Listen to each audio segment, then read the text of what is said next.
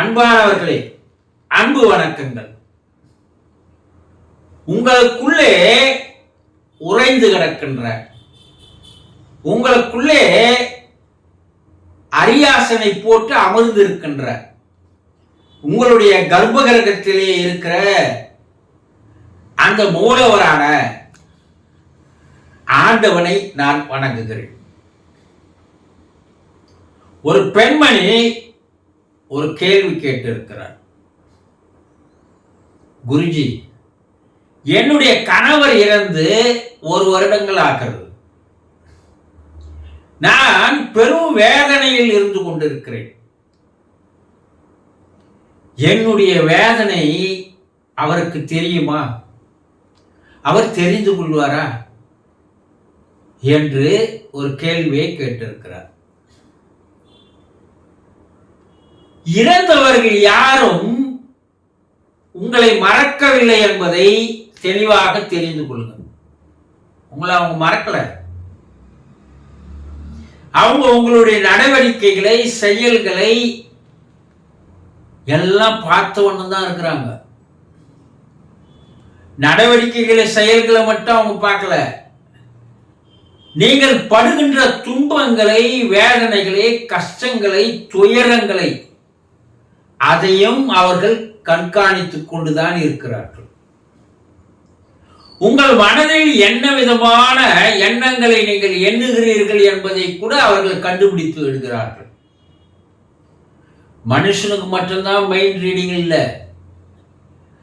ஆன்மாக்களுக்கு, ஆவிகள் கூட மனுஷனை விட 1000 மடங்கு மற்றவர்களுடைய மனதை படிக்கின்ற ஒரு திறமை, ஆற்றல் இருக்கிறது. உங்களுடைய மனதிலிருந்து எழுகின்ற அந்த எண்ணங்களுடைய அதிர்வலையானது, பிரீக்குவன்சியானது பிரபஞ்சத்திலே பரவி போகும்போது அதை ரிசீவ் செய்து கொள்ளுகின்ற ஆற்றலானது நம் நாட்டு சித்தர்களுக்கு இருந்தது. எங்கேயோ ஒரு இடத்தில் அமர்ந்து கொண்டு, எங்கேயோ ஒரு முனிவர், ஒரு தவசி தன்னுடைய எண்ணங்களை எங்க அனுப்புவார்? அவருக்கு அனுப்புவார். அது பிரபஞ்சத்துல பரவி வரும். இங்க உட்கார்ந்து இருக்கிற அந்த சித்தர் அதை ரிசீவ் செய்து கொள்வார். தொலை தூர உணர்தல், எங்கேயோ நடக்க போகின்ற ஒரு செய்தியை முன்னாடியே கண்டுபிடித்து கூறுகின்ற ஆற்றல் சித்தர்களுக்கு இருந்தது. ஒரு மனிதன் எங்கேயோ நினைவில் இருக்கிறான்னு வச்சுங்க, அந்த நினைவு உங்களை தாக்கும். நீங்க யாரையோ பார்க்கணும், அவரை பார்த்து ரொம்ப வருஷம் ஆயிடுச்சு, அவருடைய எண்ணம், நினைப்பு எனக்கு அடிக்கடி வந்துட்டே இருக்கு, என்னன்னு தெரியல. ஆனா அவர் எங்கேயோ நீங்க பார்க்க வேண்டிய அந்த நபர் அங்கிருந்து உங்களை பார்க்கணுன்ற எண்ணம் அவருக்கு உங்களுக்கு முன்னாடி எழுந்திருக்கு. அவர் 10-15 நாளா உங்களுடைய நினைவிலே உங்களை பார்க்கணுன்ற எண்ணத்துல இருக்கிறார். அந்த நினைவுடைய எண்ணம் பிரபஞ்சத்திலே உங்களை தாக்கி அவருடைய எண்ணத்தை வரவைக்கிறது. இந்த நினைவனுடைய ஆற்றல் என்பது இருக்குது பாருங்க. இப்பதான் நினைச்சேன், வந்துட்ட 100 வயசுப்பா உனக்கு, சொல்றமா இல்லையா? நாம் இந்த சின்ன சின்ன விஷயங்களை உன்னிப்பாக ஆராய்ந்து பார்க்கின்ற ஒரு குணம் நம்ம கிட்ட இருக்கிறது இல்லை, அவ்வளவுதான். நீங்க அது வெளிநாட்டில் இல்லை, எந்த நாட்டில் இருக்கட்டும், நீங்க அவரை நினைத்து நினைத்து ஏதாவது ஒரு மெசேஜ் அவருக்கு நீங்க நினைப்பின் மூலமாக அனுப்பி கொண்டே இருங்க. நீங்க தொடர்ந்து செய்யணும். இதுல உங்களுக்கு சலிப்பு இருக்கக்கூடாது. உங்களுடைய அந்த நினைப்பினுடைய ஆற்றல், வலிமை, திண்மை எந்த அளவுக்கு இருக்கிறதோ அந்த அளவுக்கு அவரிடமிருந்து உடனடியாக உங்களுக்கு ஒரு தொடர்பு வரும். ஒன்று தொலைபேசியில பேசுவார்.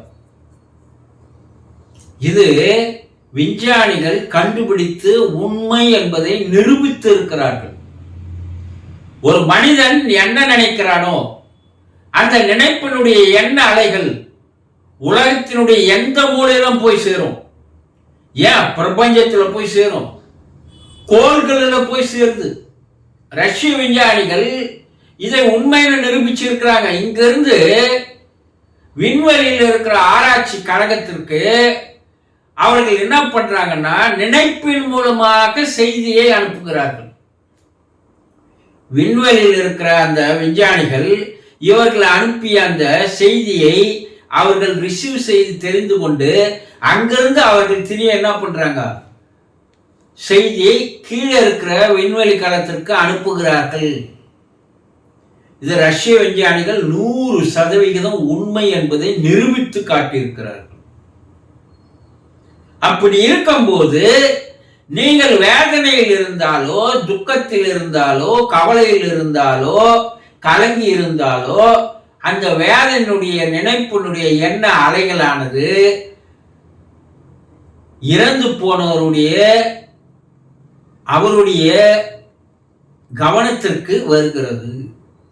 அவர் அதை ரிசீவ் பண்றார். அந்த அலைகள் அவரை போய் மோதிட்டே இருக்கு, அதை அவர் ரிசீவ் பண்றார். அதனால்தான் வேதகால ரிஷிகள் சொன்னாங்க, நீ எதையெல்லாம் நினைக்கிறையோ அதெல்லாம் இறந்து போனவர்களிடம் போய் சேர்கிறது என்று ரிஷிகள் சொல்லி இருக்கிறாங்க. இப்ப விஞ்ஞானிகள் கண்டுபிடிச்சு சொல்றத ஆதி காலத்திலேயே வேத காலத்திலேயே ரிஷிகள் தெளிவாக கூறியிருக்கிறார். அப்ப நீங்க சந்தோஷமா இருந்தாலும் அவங்களுக்கு அது தெரிய ஆரம்பிக்கிறது, நீங்க துக்கமா வேதனையா இருந்தாலும் அது அவர்களுக்கு தெரிய ஆரம்பிக்கிறது. அதில் எந்த விதமான மாற்றமும் இல்லை, உண்மை. ஆனா நீங்க அவரையே நினைத்து கொண்டு வேதனையில் இருந்தால் அதை அவர் தெரிஞ்சுக்கிறாரு, புரிஞ்சுக்கிறாரு. ஆனா அது அவருக்கு மாபெரும் வேதனையை தருகிறது அல்லவா? அவர் அங்கேயும் போய் வேதனை அடையணுமா? அங்கேயும் போய் அவர் கஷ்டப்படணுமா? அங்கேயும் போய் உங்களை நினைச்சே அவர் கண்ணீர் விட்டு கதறி அழணுமா? இதை ஒரு நிமிஷம் சிந்தித்து பாருங்க. அந்த ஆன்மா அங்கே சந்தோஷமாக, ஆனந்தமாக, அமைதியாக இருந்தால்தான் அந்த ஆன்மா சாந்தி அடையும். நீ அந்த ஆன்மா சாந்தி அடையாமல் அதை அலைக்கழிக்கின்ற வேலையை நீங்க செய்றீங்க. நீங்க அவருக்கு செய்யணும், நல்லது செய்யணும் அண்ணா, வெறும் சடங்குகளால் மட்டும் அங்க ஆன்மா சாந்தி அடைந்து விடாது. அது ஒரு 2% கூட வேலை செய்யாது. ஆனா நீங்க என்ன பண்றீங்க, சடங்கை கட்டிங்கன்னா அழுவுறீங்க. உங்களுடைய எண்ணமானது, உங்களுடைய நினைப்பானது அவர் அங்க நல்லா இருக்கணும், சந்தோஷமா இருக்கணும், அமைதியா இருக்கணும், அவர் அமைதி அடையணும், எங்களை பத்தி எந்த விதமான கவலை அவர் படக்கூடாது, துன்பப்படக்கூடாது. அதனால நீங்க அவருக்கு ஆன்ம சாந்தி அடைவதற்கு வழிகளை இறைவனிடம் கேட்டு, இறைவா அவர் ஆன்ம சாந்தி அடையட்டும், அவர் விடுதலை அடையட்டும், அடுத்த பிறவியை நோக்கி அவர் போகட்டும். அப்போ பிரார்த்தனை என்ற அந்த பிரார்த்தனையுடைய அலைகளானது அதுவும் அவரிடம் போய் சேர்ந்து அவர் மனதை கொஞ்சம் கொஞ்சமா அமைதி அடைய செய்து அவருடைய ஆத்மா சாந்தி அடைகிறது. ஆக நீங்க வேதனைப்பட்டாலும் சரி, கவலைப்பட்டாலும் சரி, அதை நினைத்து கண்ணீர் விட்டு அழுதாலும் சரி, இவையெல்லாம் நினைப்பின் அலைகளாக அவர்கிட்ட போகும். அப்ப அவருக்கு நல்லது செய்யணும்னா என்ன பண்ணோம், நீங்கள் அவரை நினைத்து வேதனைப்படவோ கண்ணீர் விடவோ கூடாது. ஒரு தெய்வ நிலைக்கு அவர் சென்று இருக்கிறார். அப்ப அவருக்கு நல்லது தானே செய்யணும். அப்போ அவர் நன்றாக இருக்க வேண்டும் என்று பிரார்த்தனை செய்யுங்கள். தயவு செய்து வேதனைப்பட்டு கொண்டிருக்காதீர்கள். புரிந்து கொண்டீர்களா? சந்தோஷம்.